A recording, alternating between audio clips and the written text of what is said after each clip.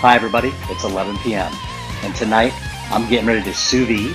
We're going to smoke tomorrow, and then I'm going to rock you like a hurricane with my Black Angus grass-fed London broil. Smoking sous vide sommelier-ish, ukulele Jay. Okay, look at this London broil. This thing is absolutely amazing. Gorgeous marbling throughout. Look at those veins of marbling. Absolutely fantastic. This is Black Angus grass-fed beef at its finest. Now, one of the things that I'm going to do is I'm going to season this London broil. I'm going to season it well. Then we're going to vacuum seal it, and we're going to throw it in the sous vide. We're looking at about 11:30 p.m. when we get started. That's going to go in the sous vide all night long into the morning. Then we're going to take it out. We're going to smoke it. After we chill it, bring it up to temp, get a sear, and serve it. Don't worry, it's a simple process, and I'm going to show you every step of the way. First, we're going to go with our seasoning. This is my rub, and got some granulated salt. This is not kosher salt, but this is the rub that I use.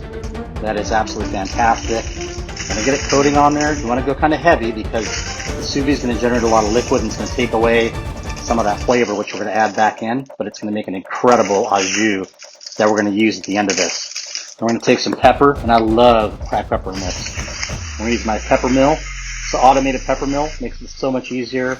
Get a nice fine coating of the black pepper all over there. And you just can't beat this stuff. It's going to really help with the crust as well.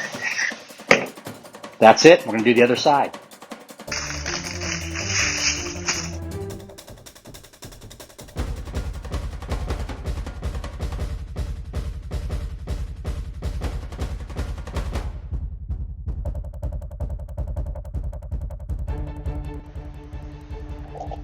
Okay, now we're going to use the Vac Master. We're going to make ourselves a bag. Get ready for our sous vide. This is a wide 18-inch.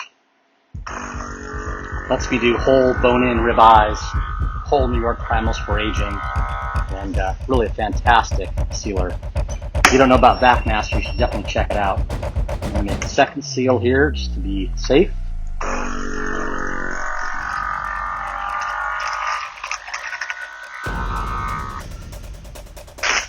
Okay, you want to make sure that you get your bag turned down. You don't want to have any liquid at all on the top of the bag on the inside because that will prevent you from getting a really good seal.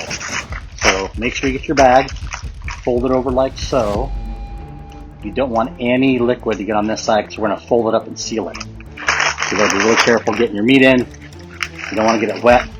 I'm going to just slide it in like so. Bring up the sides. And then you have a nice dry top to seal. Get this in here, get our seal going, we're good to go.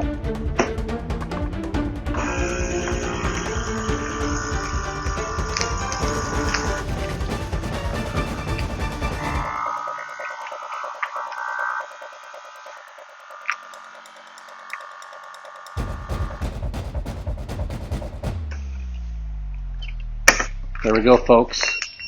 Beautifully seasoned London broil. Make sure you get the edges all the way around, both sides. Absolutely fantastic. Now let's go in the sous vide.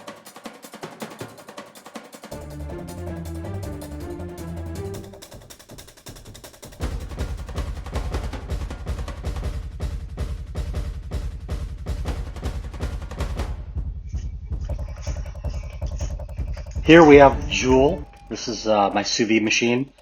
We got our water heating up to 129 degrees. We're going to let it go all night. Putting our London broil in here. All the way in.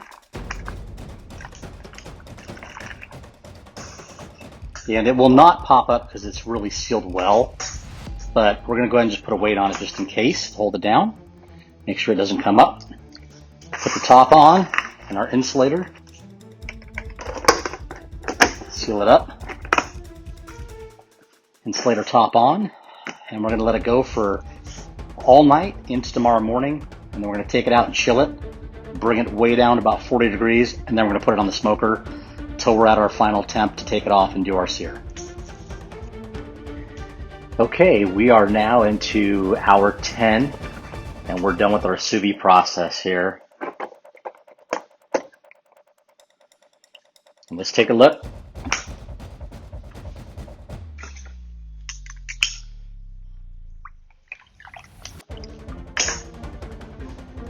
here is our wonderful sous vide London broil.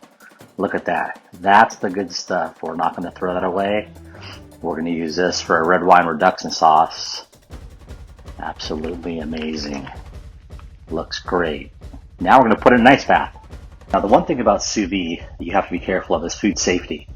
When you have a hot item of meat, you don't want to let it sit in the danger zone too long, which is between 40 degrees Fahrenheit, I think about 140 degrees Fahrenheit. So we want to cool this down before we put it on the smoker. We're going to take this down to about 40 degrees, and then we're going to take it on the smoker, smoke it for a couple hours, bring it up to temp, and then we're going to finish it off with our sear.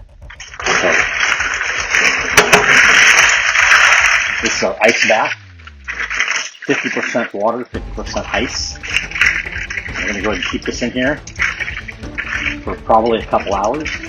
We're going to take it out, measure the temp. If we have to cool it now, we'll put it in the bag again, cool it, and then we'll be ready to go for the smoker. So we're 1 hour into the cooling. We're going to check our temperature. I've already opened the bag up. I extracted out all the juice. And now we're going to see what the temp looks like.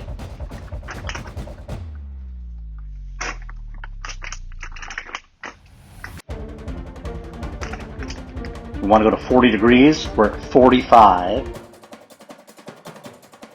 45 degrees. 44 degrees. So we're going to let it sit for about another half hour. Maybe add a little bit more ice. And then we'll be ready to put it in the refrigerator so we can take it out and put it on the smoker a few hours before we're ready to serve it. So this is our sauce that we're going to make out of the juices from the sous vide. Really fantastic. Smells delicious. Super, super beefy with all those seasonings. Watch what we're going to do with this sauce. It's going to be fantastic. Okay, so we're going to do our red wine reduction. Getting our roux ready here. Getting that golden brown color. And we're going to add our wine, our beef stock, a little salt, reduce it, and we'll be good to go. Okay, now we're going to make our Ukulele Jay Gravy. This is our roux, which is actually our butter and our flour in equal proportions. I'm going to go ahead and add that beef stock. This is the juice now that came out of the bag after we sous vide our London broil. You do not want to throw that away. That is going to make the magic. Now, one of the important things is to use a good red wine. Don't use any junk red wine. You can, but I really like using a nice red wine. One that I especially like drinking because we're pairing the wine to the food, so it's going to blend together. Now, as this reduces down, you're going to notice it's going to thicken up a lot. This is what you want because this is going to be the gravy. So I go ahead and continue to add my beef juice and a little red wine until it gets to the consistency that I like. And I like a thicker sauce versus a thinner sauce. It won't make a difference in flavor, but it will make a difference in the texture and the ability of that sauce or that gravy to stick to the meat. Now we're 2 hours into the smoking and look at this. Absolutely scintillating. You know I couldn't resist. Golden brown on that fat. That's that smoke adhering to all the meat. Wonderful London broil. Look at that color. Absolutely fantastic.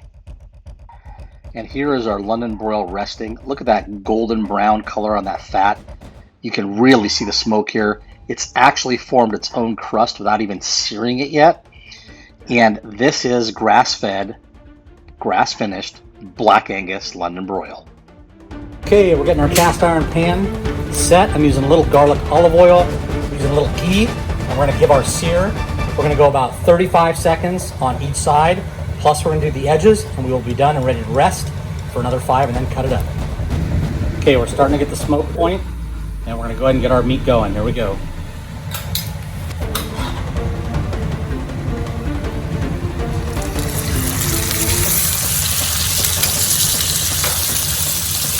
Absolutely gorgeous. Be back in a few.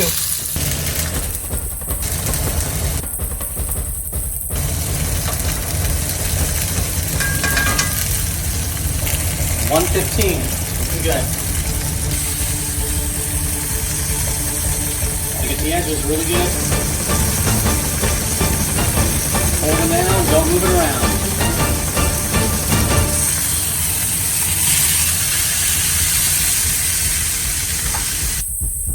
Absolutely beautiful. amazing. It's going to be juicy. It's going to be rare. We're about done, folks. Turn our stove off.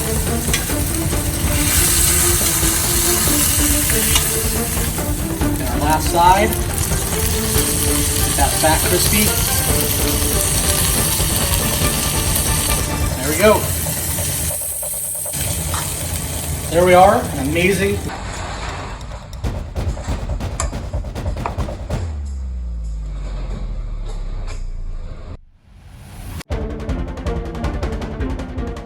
After 5 minutes of resting, we're going to go ahead and unveil the tent. And here is the unveiling. Fantastic London broil, sous vide, then smoked, then seared in the cast iron skillet. Look at that color, the texture, absolutely scintillating. The fat on the edges has that nice little crisp outside. Who doesn't love crispy fat? It's almost like eating bacon. And this is something that I bought from a whole cow. And this is how you get a piece of meat that's this fresh and this incredible. Let's go ahead and slice it up and see what it looks like inside.